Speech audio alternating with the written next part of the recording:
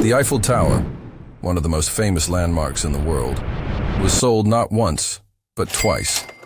And the man who pulled off this unbelievable scam was Victor Lustig, a con artist so bold, so clever, he fooled the richest and most powerful people of his time. This is the true story of the man who sold the Eiffel Tower. But who was Victor Lustig, and how did he come up with such an outrageous idea? Victor Lustig was not your ordinary man.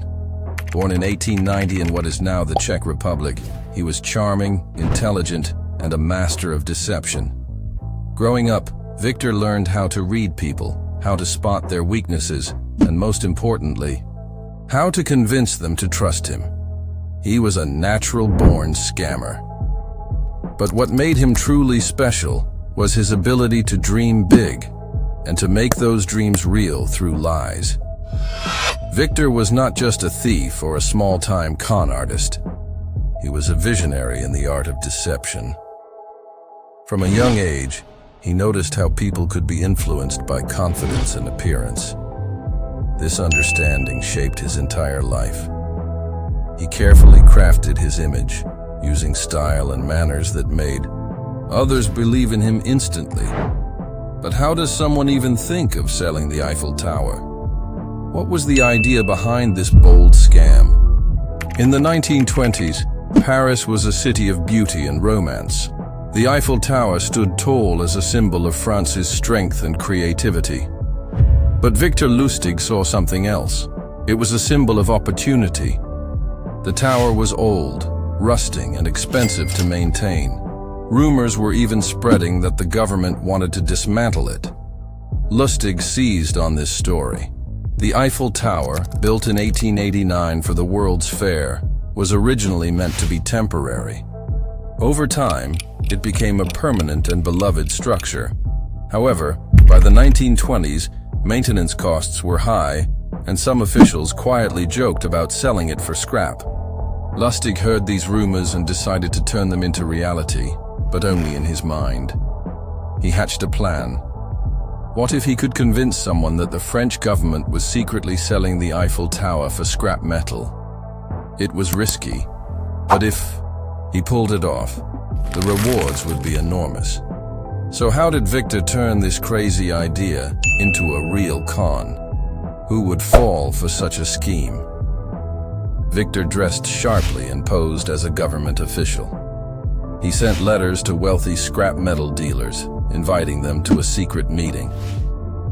When the buyers arrived, Lustig played the part perfectly, explaining the government's plan to dismantle the tower due to the high cost of maintenance. One man, André Poisson, a naive scrap dealer, was eager to buy the tower. Lustig convinced him that if the sale leaked, the deal would be off. After weeks of negotiation, Poisson paid Lustig a large sum of money, around 70,000 francs, which would be roughly $10,000 today. Victor vanished soon after, leaving Poisson embarrassed and furious. But no charges could stick because the whole deal was a lie. Lustig had pulled off one of the biggest cons in history. This scam was bold, dangerous, and almost unbelievable. Yet it worked because Lustig understood psychology. He knew Poisson's greed and fear could be manipulated. He gave the deal an air of secrecy and urgency that made it seem real. But would Victor Lustig really stop after selling the Eiffel Tower once? What happened next? Instead of disappearing, Lustig stayed in Paris. A few months later, he attempted to sell the Eiffel Tower again. This time, however, the scrap dealers had heard the rumors and were too scared to fall for the trick. Victor's plan was nearly ruined until he realized that selling the Eiffel Tower twice was not enough.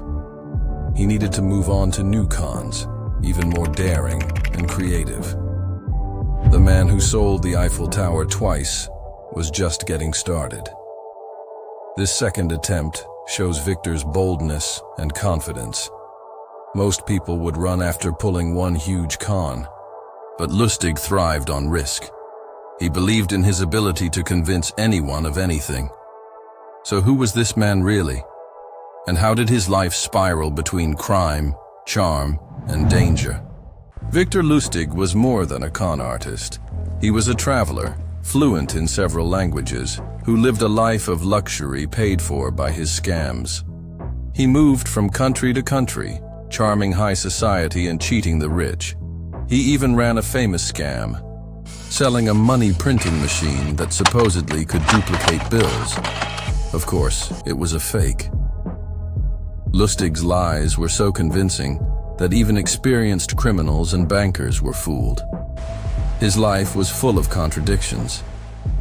He was a gentleman thief who loved fine clothes, fast cars, and elegant dinners. Yet, behind the charm was a ruthless criminal mind. He never harmed anyone physically, but stole millions with words and confidence. But Victor's luck didn't last forever. His crimes caught up with him, and he was eventually arrested by the FBI. What happened to Victor Lustig after his capture? Did the master scammer face justice? In 1935, Victor was caught in the United States for counterfeiting. The FBI arrested him, and he was sentenced to 20 years in prison.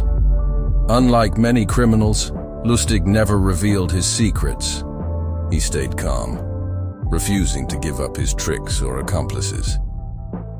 In prison, Lustig lived quietly until his death in 1947 from pneumonia.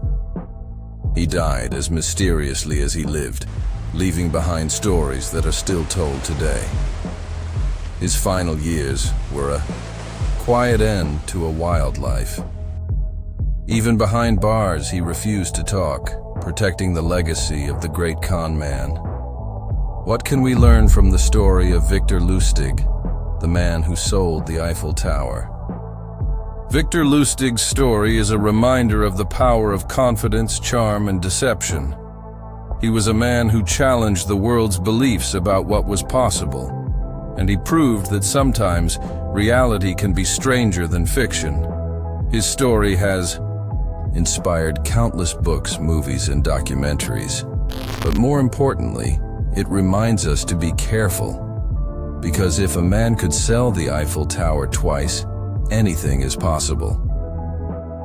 Victor teaches us about trust and how easily it can be broken when mixed with greed and desperation. His story warns us to question what seems too good to be true. So next time you look at the Eiffel Tower, remember Victor Lustig. Remember the man who dared to dream the impossible dream, who played the world's greatest trick. And remember that behind every great story, there's a lesson about trust, risk, and the strange power of belief.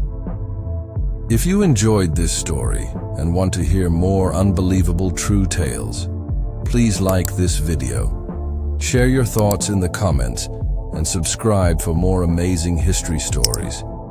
Your support means a lot and helps us bring you even better content.